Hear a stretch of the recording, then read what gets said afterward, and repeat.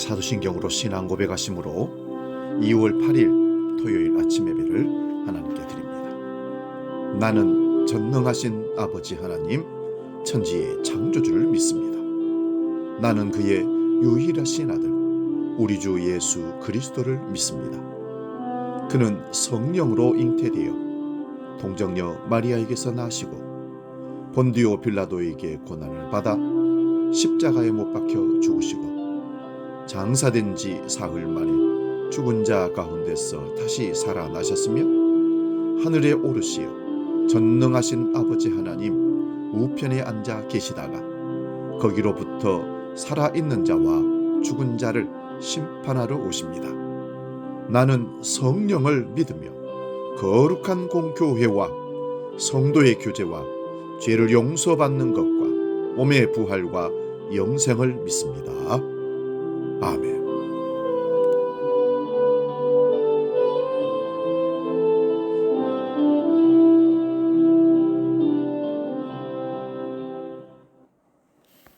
찬송가 268장 죄에서 자유를 얻게 함은 함께 찬송합니다.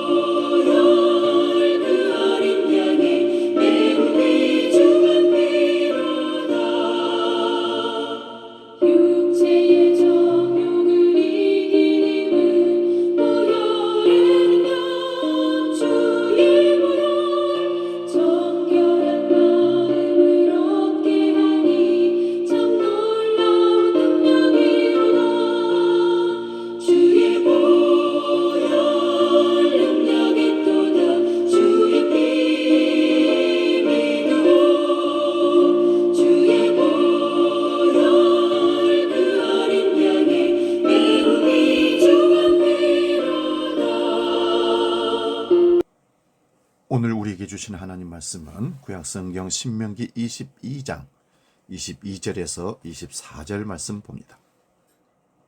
구약성경 296면에 있습니다.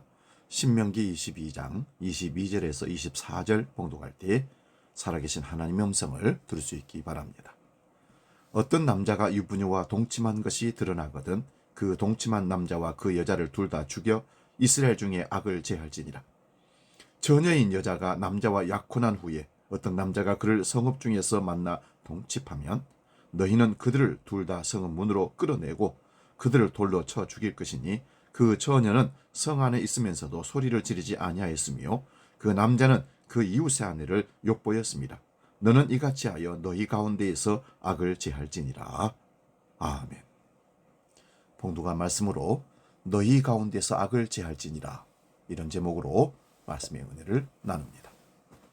하나님은 이스라엘 백성들이 가나안 땅에서 마주하게 될 다양한 유혹들을 미리 알고 계셨습니다. 거짓 선지자들의 신비한 이적으로 가족과 이웃들의 끼어내므로 다른 성읍의 사람들이 주는 유혹에 이스라엘 백성들이 넘어지지 않도록 주의하라고 말씀하십니다. 인간이 마땅히 순종해야 할 도에서 벗어나게 만드는 모든 유혹과 이적을 악으로 규정하고 철저하게 제거하라고 명하십니다. 하나님의 공의 앞에서 죄는 결코 용납될 수 없기 때문입니다. 우리 안에 있는 악을 잘라내야 합니다. 거짓 선지자들이 이스라엘을 유혹해 올 것입니다. 그들의 본심은 하나님이 아닌 다른 신들을 섬기자고 하는 것입니다. 이들의 출현은 이스라엘 백성들이 마음을 다하고 뜻을 다하여 하나님 여호와를 사랑하는지 그 여부를 확인하고자 하신 것입니다. 거짓 선지자뿐만 아니라 형제와 아내, 친구와 가족들이 마찬가지로 다른 신들을 섬기고자 유혹할 때 그들을 궁일히 여기지 말고 죽이라고 명가시하십니다. 철저히 하나님의 백성들은 광야의 시간 동안 하나님의 손에 인도하심을 받으며 하루하루를 살아왔지만 넓은 가나안 곳곳에 흩어진 백성들은 하나님을 절대적으로 의존하지 않아도 된다는 유혹을 받게 될 것입니다. 사랑하는 여러분, 가나안에서 이스라엘 백성들에게 찾아오는 유혹처럼 우리 삶의 한복판에도 우상 숭배의 유혹은 끊임없이 찾아옵니다. 점점 더 편리한 것을 추구하고 점점 더 간단한 것을 추구하고 점점 더 나의 이익을 추구하는 유혹은 우리의 신앙을 흔들게 하는 악의 요소가 될 것입니다. 하나님은 이러한 미혹에 넘어가지 말라고 말씀하십니다. 죄를 죄로 여기고 죄에서 끊어내고 떠나는 것이 필요합니다. 하나님은 우리에게 온전함을 요구하십니다. 99%의 순종이 아닌 100%의 순종을 원하십니다. 이스라엘이 가진 구별된 시민법 가운데 하나가 혼전 성의 순결성과 성범죄에 대한 규례입니다. 오늘날의 관점에서 보면 고리타분한 얘기로 들리는 내용일 수 있습니다. 하지만 하나님 나라의 백성은 세상의 문화를 분별하여 수용합니다. 큰 것을 제하고 수용해야 합니다. 완성될 하나님 나라도 동일합니다. 부부는 서로에게 순결해야 합니다. 그리고 누명을 씌우는 불의한 방법으로 결혼을 무효화시키는 것은 합당하지 않습니다. 특별히 남자의 악한 행위는 반드시 처벌받습니다. 그러나 약혼한 여자의 순결성이 없다면 창기와 같은 행위로 보고 돌로 쳐 죽이는 일을 합니다. 간음한 여인에 대한 징계입니다. 결혼 후에 벌어지는 불륜 행위도 돌로 쳐서 죽여야 합니다. 그러나 약혼한 약한 여자가 강한 남성에 의해서 성폭행을 당하였다면 그 남자를 죽입니다. 더럽고 추한 악이 공동체에 남아있지 않도록 해야 합니다. 하지만 여자는 아무 죄가 없습니다. 공동체는 그를 존중히 여겨야 합니다. 그러나 약혼하지 않은 처녀가 남자와 동침하였다면 그 둘은 결혼해야 합니다. 특별히 남자는 처녀의 아버지에게 은 50세기를 주어서 부끄러운 일을 용서받으라고 말합니다. 이스라엘에 주어진 시민법은 거룩함과 여성으로 대변되는 약자 보호를 강조하고 있습니다. 그러나 약자라고 해도 거룩함을 상실할 때에는 공의로 판단을 합니다. 고대 근동은 이러한 하나님의 법을 수용하지 않았습니다. 이들은 자신들의 욕망과 권력이 움직이는 대로 행동했기 때문입니다. 세상을 주도하는 것은 하나님의 말씀입니다.